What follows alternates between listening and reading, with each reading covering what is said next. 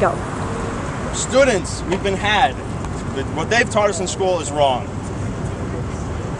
What just happened?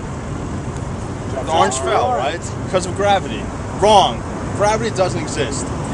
According to Merriam-Webster Dictionary, gravity is the gravitational attraction of the mass of the Earth, the Moon, or a planet for bodies at or near its surface. Basically, this is saying that if you have a 3D object, there's force pulling everything in towards the middle, right? But has anybody seen gravity? I've seen water. You can see a pole. You can see grass. But you can even see air. If you look close, you can see the oxygen and the nitrogen, all that stuff. But you can't see gravity.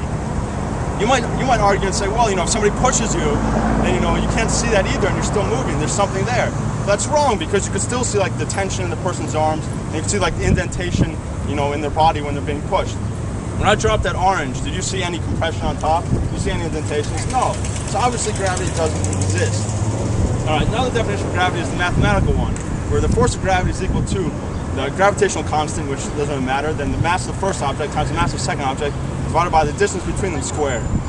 Right? So basically we see that the force of gravity is dependent on two objects and their sizes. Right? So that kind of makes sense if you take two popsicle sticks, you put them next to each other, you're not really going to see them move because they're small. Not like the moon and Earth. But let's say we take a peanut and put it next to the Empire State Building in Manhattan. Right? This is a small object next to... I'm going to get a peanut. A peanut. And then I'm going to do what with it? Put it next to the Empire State Building in Manhattan. You got to get a bus ticket or a plane or walk, whatever you have time for. All right. So if you put the peanut like 2 inches away from the Empire State Building, and you'll see that the peanut doesn't move towards the Empire State Building, and the Empire State Building definitely doesn't creep towards the peanut. So obviously this force of gravity doesn't make sense. It doesn't apply. And if it doesn't apply to this, then it doesn't apply, in general. Okay, so then why did the apple fall to the apple? I was supposed to use an orange. I was going to use an apple. Why did the orange fall to the ground, right? Good question. To answer, we have to go back to some of Newton's other laws. He had 3 basic laws, right? An object in motion stays in motion, object at rest stays at rest, and force equals mass times acceleration, which is gravity. But for this example, I'm going to just use Newton's first 2 laws. And remember, it was his idea that gravity exists at all, so the other laws have to apply, right? So if I take a ball and I throw it up, eventually it'll stop and then come back down again. All right. If I throw an orange, it'll stop and come back down again, like the prop. So according to Newton's laws, the orange should keep going up and just continue. An object in motion continues in motion. There's no reason for it to stop. And then let's assume that the orange does stop. Then why does it come back down? An object at rest stays at rest. It doesn't make sense. So if these 2 laws don't make sense, then obviously the rest of them don't make sense. All right. So the real explanation is as follows: that any objects don't ever actually stop. Things are always in motion. Right? When I dropped the orange, there's a small push on my hand when I was letting it go. So that's what makes it fall down. Once it hits the ground and splats, or hits my backpack and doesn't splat, then it starts decomposing, and then the pieces, and slowly it starts to compress, and it's still moving, like an ice cube in our refrigerator. The ice will still slowly melt. It's constantly moving. Even when we sleep, you might say, oh, well, I'm sleeping, I'm not moving. But even when you're sleeping, you're moving. In fact, you could say that the reason why you sleep, when you sleep, you're taking bigger, deeper breaths, is because your body needs to maintain that constant motion. All right, then here's an example. Everybody put out your hand like this. Put out your hand. Now try and keep it steady. Is it moving? It's still moving a little bit, and that's just because this concept that things in motion always stay in motion. All right. So basically, this relates to the concept that gravity is dependent on the fact that the globe is 3-dimensional. That's pulling forces in all directions. But the truth is, the world is really flat. And you've heard it here first. Yes. All right. So the majority of the time, the Earth was believed to be flat, right? Muslims believe the world is 5,000 years old. Jews believe it's 6,000 years old. Christians believe around the same thing. And atheists believe it's like at least 15 billion. Some 300 billion, something like that. For the majority of that time, people thought the world was flat. And Newton comes along, in 1650 and says, no, the world is round.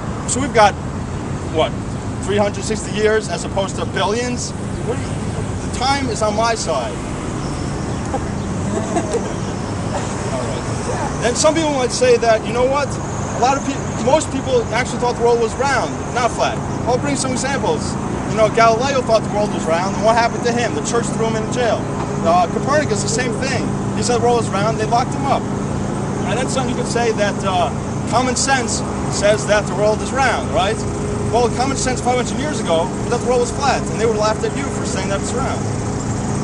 All right, so right now, I want to be honest. Don't Google or anything like that. Can you honestly prove that the world is round? You take it for granted. Oh, yeah. You're probably just saying, oh, because somebody told me in science class in first grade, the world is round, so, you know, it's round. If someone says flat, I'll just make fun of them. You can't actually prove it. A common proof that I've heard is that if you look at the horizon, when you're looking at the ocean, you see a boat, and the bottom half of the boat is you can't really see it because of the curvature of the earth. Well, that's retarded. You can't see the bottom half of the boat because it's a boat. It's underwater. All right, Christopher Columbus was one of the first people to promote this idea and actually implement it, that the world is round. It took him 15 years to get anybody to believe him enough to sponsor him. And then what happened? He was heading for the Orient, and what happened? He hit Cuba. He failed. He was a complete failure. All right. Now, those of us who are religious have religious proofs, right? Have you ever heard of the Tower of Babel, right? Yeah. The people came along, they said, you know what, let's build a tower to God. And they're building it to the heavens. It didn't work out so well. Didn't work out so well. But if the world is globe, how are they building it up to the heavens? It's got to be flat in order to build it straight up. Then also there's a concept called the four corners of the earth, right? I want you to find a globe and show me where the four corners are, right? Have fun with that. Example is in Isaiah chapter 11, verse 12, it says, "You shall gather together the dispersed of Judah from the four corners of the earth." Those of you who are Christian, it says in Revelation chapter 7, verse 1, "I saw four angels standing on four corners of the earth," right? So it's believed by these religions, obviously, from these verses, you know, you can't argue with it, that the world is actually flat. You cannot have the corners of the globe. Also, it says in Matthew chapter 4, verse 8, "The devil taketh him up into exceeding high mountain, and showeth him all the kingdoms of the world." That's only possible if the world is flat.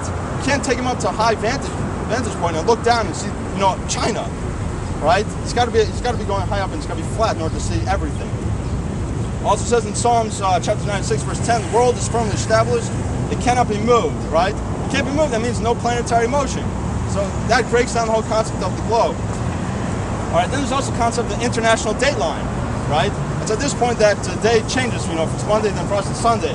Right? Why there? Right? Why the arbitrary point? That's because that's where the world ends. That's the international date line. All right. And then the simplest explanation is often the truest. Isaac Newton said, and he's the one who promoted this gravity farce. He said, "We are to admit no more causative natural things than such as are both true and sufficient to explain their appearances." Right? So basically, which is simpler? The Earth is flat, or that the Earth rotates on an axis, and there's elliptical orbits in our solar system, and that there's some, you know, mysterious force pulling everything into the center. Right? Obviously, the world is flat is much simpler. In conclusion, I'm telling you that we've all been had. Gravity does not exist, and the world is flat.